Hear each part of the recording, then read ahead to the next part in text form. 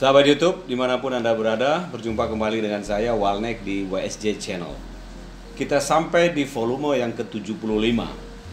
Ini saya ingin memberikan tips yang cukup penting, terutama bagi teman-teman aktivis, bagi teman-teman organisatoris, bagaimana cara memimpin rapat dalam organisasi.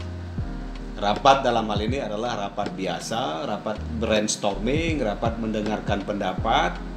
Tetapi banyak sekali anggota organisasi yang hadir dan bagaimana cara Anda memimpin rapat yang efektif. Saya ingin memberikan 3 tips untuk hal ini. Tips yang pertama adalah sebagai pemimpin rapat, Anda betul-betul harus memahami apa target output atau target hasil dari rapat hari ini. Kita mau memutuskan apa? Kita mau ambil keputusan misalnya tentang jenis program CSR atau jenis program sosial yang mau kita buat misalnya gitu. Jenisnya apa? Apakah programnya membagi uang, apakah membagi produk, apakah memberdayakan masyarakat dengan cara lain atau apa? Misalnya seperti itu. Nah, target outputnya dari rapat ini adalah harus keluar jenis produk yang kita sepakati atau jenis program yang kita sepakati. Nah, dengan Anda memahami target output itu, Anda akan selalu mengarahkan diskusi dan pembicaraan rapat kepada target output itu. Misalnya waktunya 3 jam, Anda harus mengarahkan diskusinya kepada output itu selama 3 jam ini. Itu yang pertama. Nah, tips yang kedua, jangan Anda membahas satu demi satu usulan. Tetapi yang paling bijaksana, yang paling efektif adalah Anda bersabar, Anda memberikan waktu, Anda memberikan kesempatan kepada sebanyak mungkin orang untuk mengemukakan pendapat. Tapi judulnya hanya mengemukakan pendapat. Jadi mengemukakan pendapat. Siapapun yang ngobrol, Anda batasi waktunya, Anda pahami konteksnya, tapi mereka mengemukakan pendapat. Karena pada prinsipnya orang perlu didengarkan.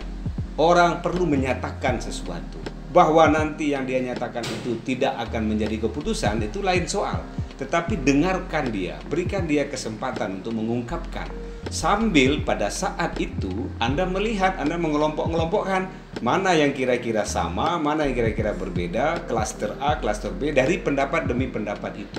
Jadi berikan waktu yang cukup, sabar Anda dalam memimpin rapat. Semuanya, bukan semuanya, sebagian besar sudah bisa berbicara. Sampai akhirnya kalau sama yang dia ingin bicarakan, ya berarti tidak perlu diungkapkan lagi, sama. Kalau berbeda, silakan gali terus, gali terus. Jadi pada prinsipnya sekali lagi, orang senang ketika pendapatnya sudah didengarkan. Nah, lalu kemudian tips yang ketiga adalah setelah Anda mengikuti pendapat demi pendapat, setelah Anda mengelompokkan satu persatu, kan kelihatan gambarannya bahwa pendapat ini mengerucut kepada 2-3 program saja yang sama. Nah, dari situ baru Anda tawarkan untuk pengambilan keputusannya. Anda simpulkan pendapat demi pendapat itu, 3 atau 2 yang sudah mengerucut itu, lalu Anda mintakan pendapat. Apakah kita setuju dengan pendapat 1, pendapat 2, pendapat 3, begitu saja. Jadi jangan buka ruang untuk perdebatan yang nggak menentu, debat kusir, sehingga membutuhkan waktu yang lama. Anda cukup dengarkan mereka, lalu Anda samarikan, Anda ringkas mana yang kira-kira sama, mana yang kira-kira berbeda. Lalu pada bagian akhir Anda tawarkan kalau ini bagaimana, kalau ini bagaimana. Jadi sudah mengerucut kepada 2-3 poin yang untuk kita bahas. Kalaupun perlu dibahas lagi, fokusnya kepada 2-3 poin itu. Tidak lagi membahas semua pendapat orang. Tidak perlu kita membahas semua pendapat orang, karena pada prinsipnya sekali lagi orang hanya perlu didengarkan, dan setelah didengarkan dia puas, lalu kita bersepakat untuk mengambil yang pendapat terbesar atau pendapat yang banyak dari 1 atau 2 program yang dikemukakan. Mudah-mudahan bisa membantu Anda dalam memimpin rapat yang efektif, karena saya utama tahu ketika rapat semua orang ingin mengungkapkan dan semua orang merasa pintar. Nah, inilah kepiawaian seorang pemimpin rapat. Di balik kesulitan pasti ada kemudahan, di balik kesulitan pasti ada kemudahan. Salam.